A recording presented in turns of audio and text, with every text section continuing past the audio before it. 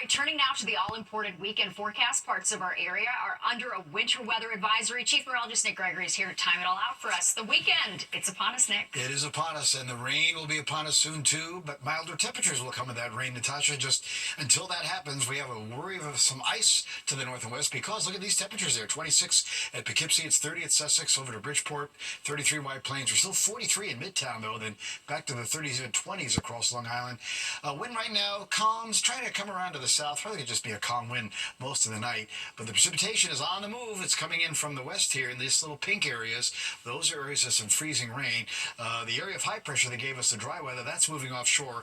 That's the storm that'll be coming our way. And you're going to see in the future cast overnight that rain moves in. Again, the potential for some freezing rain here. Notice the temperatures at 7 a.m. still at 32. Sussex up to Poughkeepsie, up towards Hartford. 30s to 40s, 40-degree weather along the coast. But as we go through the day, it's going to slowly rise. By late in the day, we'll get into the high 40s. Still going to be some more rain or drizzle at times tomorrow night and again on Sunday. Sunday, we get into the 50s. But we do also have, again, this winter weather advisory, and that is posted again for the lower Hudson Valley, North Jersey as well. And that's pretty much going to go until 9 a.m. on Saturday. Also, interior southern Connecticut as well. Natasha? All right, Nick, thank you. Well, now to flames breaking out at a popular holiday destination in the city, but the Bryant Park Winter Village bouncing back in no time. That's where Fox 5's Jennifer Williams is live with more. Jen, how are things looking tonight? Natasha, there were tons of people out tonight taking in every little bit of holiday cheer. I myself love to come to Bryant Park right after Christmas because I can finally shop for myself, and usually it's less crowded, but it was packed tonight. But it was a much different scene earlier today. As you mentioned, jarring video was making it the rounds on social media. According to the FDNY, the fire broke out at 9:23 this morning after a kiosk erupted in flames. Based on the initial review, the cause of the fire appears to be accidental and cooking related. It took about an hour to get the blaze contained, and most importantly, no one was injured.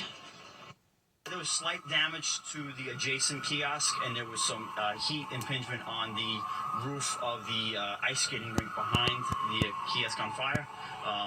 No real fire spread, just some flame impingement, and you see a little browning of the white roof structure.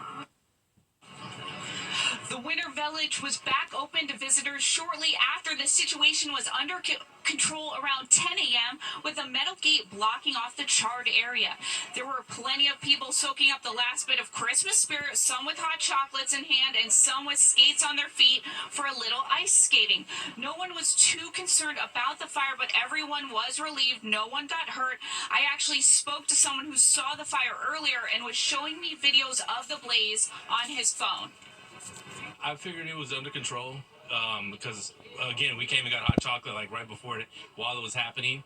But everybody was safe. They pushed people back. It looked like it got under control pretty quick. You know, despite the fire, people are still in the holiday spirit, you know? Merry Christmas, New York City. I'm having fun walking around here with my family today. It's really fun here. I love coming here during the winter because it's so pretty, especially under the lights. We skated for a while, and I think we stayed home longer than we should have, but we had a great time. Now, this fire comes about a week and a half after a fire hit the holiday market at Herald Square, not too far from here. Now, the holiday shops here at Bryant Park will be open through January 5th. Natasha, I'll send it back to you in studio. Yeah, everyone seems to be in great spirits. All right, Jennifer, thank you.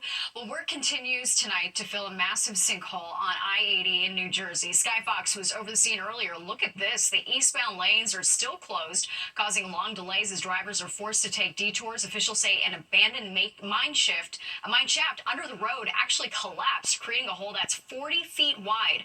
People who live near the highway are concerned that this might not be an isolated incident. The state transportation department says it's too early to know when the lanes will reopen. And developing tonight, President-elect Donald Trump weighing in on a possible TikTok ban. He asked the Supreme Court to put a pause on implementing a law that would ban the popular app in the U.S. on January 19th if it's not sold by its Chinese parent company. The court is due to hear arguments defense in the case 2 weeks from today. Trump's lawyer says the incoming president isn't taking a position on the underlying merits of the case, but is instead suggesting he can negotiate a political resolution to the matter before the court needs to rule.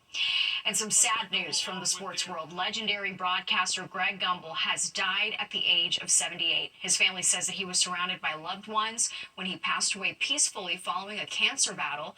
Gumbel was known for being a studio host during March Madness and broadcasting NFL games for nearly 2 decades. His brother is another famous broadcaster, Bryant Gumbel. Well, you know, it's a sure sign of winter when we're starting to see the sickness surge. What you can do to stay healthy as flu cases are on the rise. Plus, a dramatic rescue caught on camera proving jet skiing on an icy creek, not a great idea.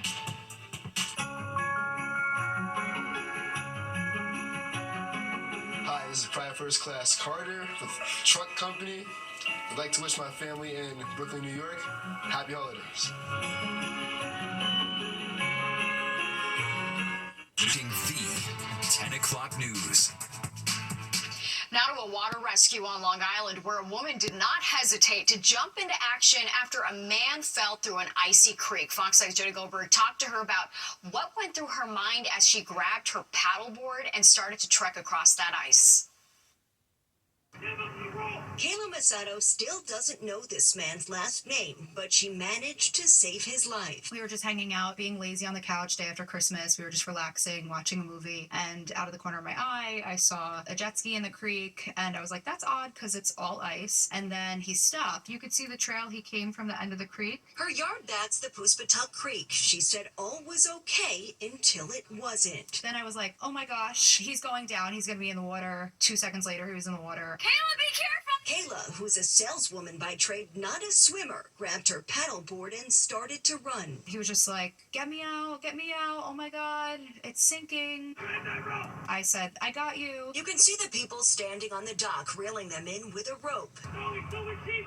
And from the screams in the background, you can imagine this sense of urgency. A difference 5 minutes can make is the difference between life or death. And what's even crazier is Kayla usually deflates the paddleboard for the winter, and this year she didn't, giving her even more of a reason to believe it was meant to be. Right time, right place. It could have been different for sure. Kayla's sister Brooke, who took the video, says she wasn't surprised by her big sister's quick thinking. Kayla just saved this man's life. It's a paddleboard and a prayer. A prayer that was answered and a story to share. He has a daughter, he has a sister, he has a mom, and they're all like, you saved my son's life. As for how she feels, people say that you're a hero, you're a superwoman, but I'm just a person, and I would do it again for anyone. And when they meet, of course, she's going to tell him how glad she is that he's okay.